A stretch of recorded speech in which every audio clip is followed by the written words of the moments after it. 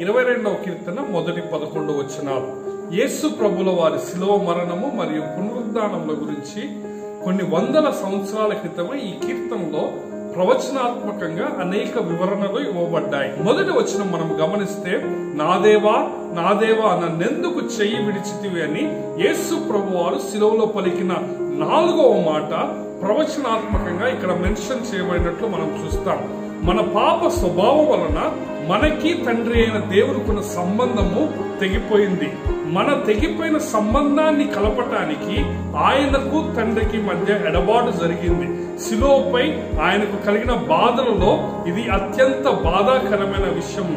నిన్ను నన్ను తండ్రితో కలపటానికి ఆయన తండ్రి నుంచి వేరయ్యాడు. నీవు యేసు ప్రభువుని సొంత రక్షకునిగా అంగీకరించావా? యేసు ప్రభు శిలువ మరణానికే ఆయన కృతజ్ఞతలు నీవు అనుదినము చెల్లిస్తున్నావా?